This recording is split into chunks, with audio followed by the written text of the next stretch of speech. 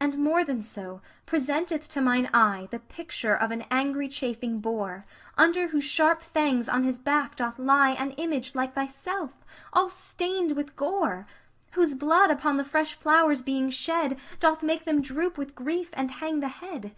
What should I do, seeing thee so indeed, that tremble at the imagination? The thought of it doth make my faint heart bleed, and fear doth teach it divination. I prophesy thy death, my living sorrow, if thou encounter with the boar tomorrow. But if thou needs wilt hunt, be ruled by me. Uncouple at the timorous flying hare, or at the fox which lives by subtlety, or at the roe which no encounter dare. Pursue these fearful creatures o'er the downs, and on thy well-breathed horse keep with thy hound. And when thou hast on foot the purblind hare, mark the poor wretch, to overshoot his troubles, how he outruns the winds, and with what care he cranks and crosses with 1,000 doubles. The many musets through the which he goes are like a labyrinth to amaze his foes. Sometime he runs among a flock of sheep, to make the cunning hounds mistake their smell, and sometime where earth-delving conies keep, to stop the loud pursuers in their yell, and sometimes sorteth with a herd of deer. Danger deviseth shifts, wit waits on fear. For there his smell with others being mingled, the hot scent-snuffing hounds are driven to doubt, ceasing their clamorous cry till they have singled with much ado the cold fault cleanly out. Then do they spend their mouths, echo replies, as if another chase were in the skies. By this poor Wat, far off upon a hill, stands on his hinder legs with listening ear, to hearken if his foes pursue him still. Anon their loud alarums he doth hear. And now his grief may be compared well to one sore sick that hears the passing bell. Then shalt thou see the dew-bedabbled wretch turn and return, indenting with the way. Each envious briar his weary legs doth scratch, each shadow makes him stop, each murmur stay. For misery is trodden on by many, and being low never relieved by any. Lie quietly and hear a little more.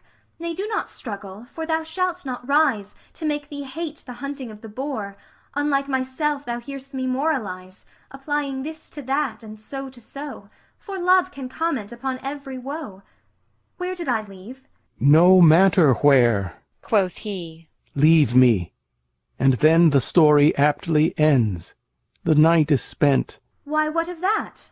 Quoth she. I am, Quoth he. expected of my friends, and now 'tis dark, and going I shall fall. In night? Quoth she. Desire sees best of all. But if thou fall, oh, then imagine this: the earth in love with thee thy footing trips, and all is but to rob thee of a kiss. Rich praise make true men thieves, so do thy lips make modest Dian cloudy and forlorn, lest she should steal a kiss and die forsworn. Now of this dark night I perceive the reason. Cynthia for shame obscures her silver shine, till forging nature be condemned of treason, for stealing moulds from heaven that were divine, wherein she framed thee in high heaven's despite, to shame the sun by day and her by night. And therefore hath she bribed the destinies, to cross the curious workmanship of nature, to mingle beauty with infirmities, and pure perfection with impure defeature, making it subject to the tyranny of mad mischances and much misery, as burning fevers, agues pale and faint, life-poisoning pestilence and frenzies wood, the marrow-eating sickness, whose attains disorder breeds by heating of the blood, surfeits, imposthumes, grief, and damned despair, swear nature's death for framing thee so fair. And not the least of all these maladies, but in 1 minute's fight brings beauty under, both favour, savour, hue, and qualities, whereat the impartial gazer late did wonder, are on the sudden wasted, thawed, and done, as mountain snow melts with the midday sun. Therefore, despite of fruitless chastity, love-lacking vestals and self-loving nuns, that on the earth would breed a scarcity and barren dearth of daughters and of sons, be prodigal. The lamp that burns by night dries up his oil to lend the world his light. What is thy body but a swallowing grave, seeming to bury that posterity, which by the rights of time thou needs must have, if thou destroy them not in dark obscurity? If so, the world will hold thee in disdain, sith in thy pride so fair a hope is slain.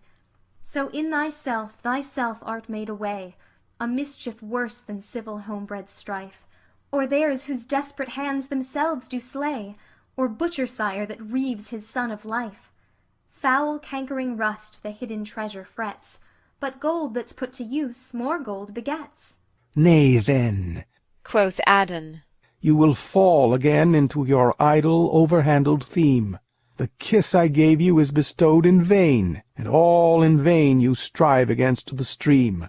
For by this black-faced night, desire's foul nurse, your treatise makes me like you worse and worse. If love have lent you 20,000 tongues, and every tongue more moving than your own, bewitching like the wanton mermaid's songs, yet from mine ear the tempting tune is blown. For know, my heart stands armed in mine ear, and will not let a false sound enter there, lest the deceiving harmony should run into the quiet closure of my breast, and then my little heart were quite undone in his bedchamber to be barred of rest. No, lady, no, my heart longs not to groan, but soundly sleeps, while now it sleeps alone. What have you urged that I cannot reprove? The path is smooth that leadeth on to danger. I hate not love, but your device in love that lends embracements unto every stranger. You do it for increase, O strange excuse, when reason is the bawd to lust's abuse. Call it not love, for love to heaven is fled, since sweating lust on earth usurped his name, under whose simple semblance he hath fed upon fresh beauty, blotting it with blame, which the hot tyrant stains and soon bereaves, as caterpillars do the tender leaves. Love comforteth like sunshine after rain, but lust's effect is tempest after sun. Love's gentle spring doth always fresh remain. Lust's winter comes ere summer half be done. Love surfeits not. Lust like a glutton dies. Love is all truth, lust full of forged lies. More I could tell, but more I dare not say. The text is old, the orator too green. Therefore in sadness now I will away. My face is full of shame, my heart of teen. Mine ears, that to your wanton talk attended, do burn themselves for having so offended. With this he breaketh from the sweet embrace of those fair arms which bound him to her breast, and homeward through the dark land runs apace, leaves love upon her back deeply distressed. Look how a bright star shooteth from the sky, so glides he in the night from Venus' eye, which after him she darts as one on shore gazing upon a late embarked friend, till the wild waves will have him seen no more, whose ridges with the meeting clouds contend. So did the merciless and pitchy night fold in the object that did feed her sight. Whereat amazed, as one that unaware hath dropped a precious jewel in the flood, or 'stonished as night wanderers often are, their light blown out in some mistrustful wood, even so confounded in the dark she lay, having lost the fair discovery of her way. And now she beats her heart, whereat it groans, that all the neighbour caves, as seeming troubled, make verbal repetition of her moans. Passion on passion deeply is redoubled. Ay me, she cries, and 20 times, woe, woe, and 20 echoes 20 times cry so. She marking them begins a wailing note, and sings extemporally a woeful ditty, how love makes young men thrall and old men dote, how love is wise in folly foolish witty. Her heavy anthem still concludes in woe, and still the choir of echoes answer so. Her song was tedious and outwore the night, for lovers' hours are long though seeming short. If pleased themselves, others, they think, delight in such like circumstance, with such like sport. Their copious stories, oftentimes begun, End without audience, and are never done.